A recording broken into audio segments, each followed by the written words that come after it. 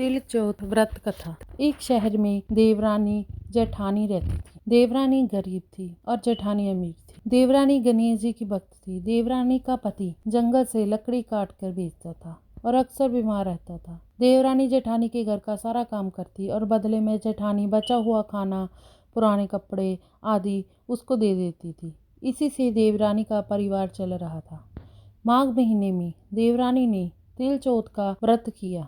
5 रुपए का तिल व गुड़ लाकर तिलकुट्टा बनाया। पूजा करके तिलचौथ की कथा सुनी और तिलकुट्टा छीके में रख दिया और सोचा कि चांद उगने पर पहले तिलकुट्टा और उसके बाद ही कुछ खाएगी। कथा सुनकर वह जेठानी के यहाँ काम करने चली गई। खाना बनाकर जेठानी के बच्चों से खाना खाने को कहा तो बच्चे बोले, माँ ने व्रत किया है और माँ भूखी है।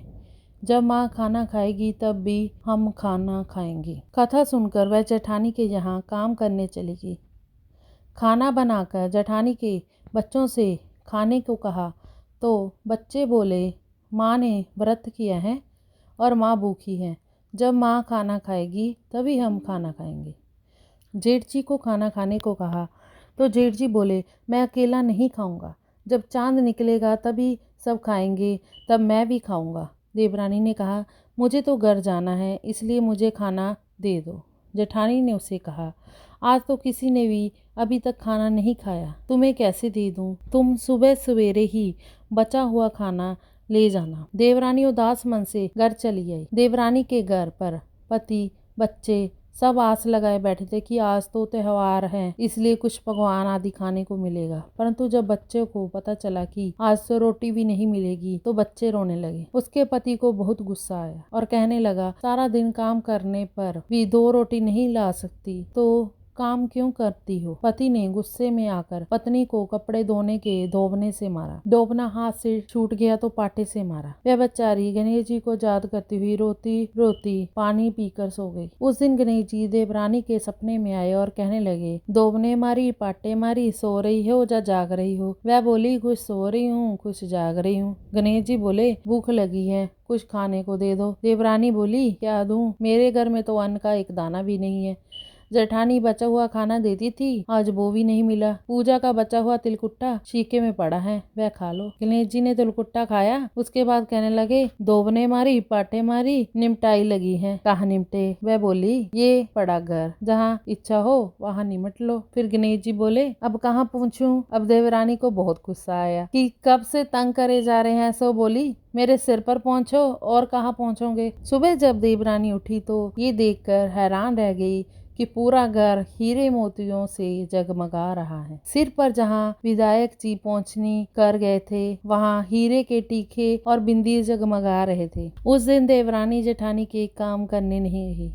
जेठानी ने कुछ देर तो राह देखी, फिर बच्चों को देवरानी को बुलाने के लिए भेज दिया। जेठानी ने सोचा, कल खाना नहीं दिया था, इसलिए शायद देवरानी बुरा मान गई होगी। बच्चे बुलाने गए और बोले, चाची चलो, माँ ने बुलाया है, सारा काम पड़ा है।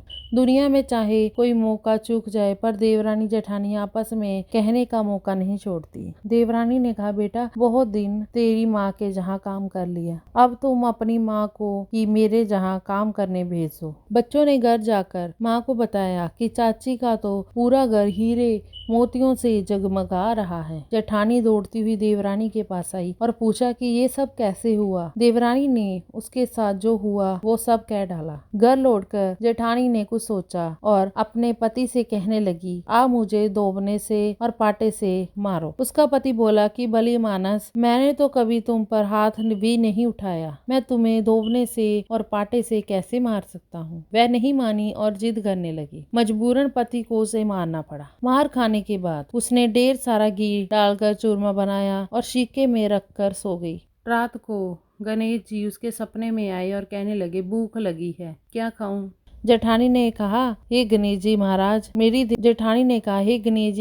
मेरी देवरानी के जहाँ तो आपने सूखा चुटकी भर तिलकुट्टा खाया था, मैंने तो घी का चूरमा बनाकर आपके लिए शीके में रखा है, फल और मेवे भी रखे हैं, जो चाहे खा लो। गणेश जी बोले, अब निपटे कहाँ? जेठानी बोली, उसके जहाँ तो टूटी फूटी झोपड़ी थी, मेरे जहाँ तो कंचन के महल हैं, जहाँ चाहो निपटो। फिर गणेश जी ने पूछा, पोंछूं कहाँ? जेठानी बोली, मेरे ललाट पर बड़ी सी बिंदी लगाकर पोंछ लो। धन की भूखी जेठानी सुबह बहुत जल्दी उठ गई। सोचा घर हीरे जवाहरात से भर चुका होगा, पर देखा तो पूरे घर में गंदगी फैली हुई थी, तेज बदबू आ रही थी, उसके सिर पर बहुत सी गंदगी लगी हुई थी। उसने कहा, हे गणेश जी महाराज, ये आपने क्या किया? मुझसे रूठे और देवरानी पर टूटे। जेठानी ने घर की सफाई करने की पूरी कोशिश करी, परंतु गंदगी और ज्यादा फैलती गई। जेठानी के पति को मालूम चला तो वह भी बहुत गुस्सा हुआ और बोला, तेरे पास इतना सब कुछ था, फिर भी तेरा मन नहीं भरा। परेशान होकर वह गणेश जी से मदद की विनती करने लगी। गणेश जी ने कहा, देवरानी से जलन के कारण तूने जो किया था, ये उसी का फल है। अब तू अपने धन से आधा उसे देगी, तभी ये साफ होगा। उसने आधा धन तो बांट दिया, किंतु मोहरों की एक हांडी चूल्हे के नीचे गाड़ रखी थी। उसने सोचा किसी को पता नहीं चलेगा और उसने उस धन को नहीं बांटा। अब तो अपना ये बिखराव समेटो। वह बोले, पहले चूल्हे के नीचे गाड़ी हुई मोहरों की हांडी और आतक में रखी हुई सुई की पाती कर। इस प्रकार गणेश जी ने सुई जैसी छोटी चीज का भी बंटवारा करवाकर अपनी माया से मीटी। हे गणेश जी महाराज, जैसे आपने देवरानी पर कृपा करी, वैसी सब पर करना। कहानी कहने वाले, सुनने वाले, अहंकारा बनने वाले सब पर कृपा करना, किंतु जेठानी को जैसी सजा दी वैसी किसी को मत देना। बोलो गणेश जी महाराज की जय।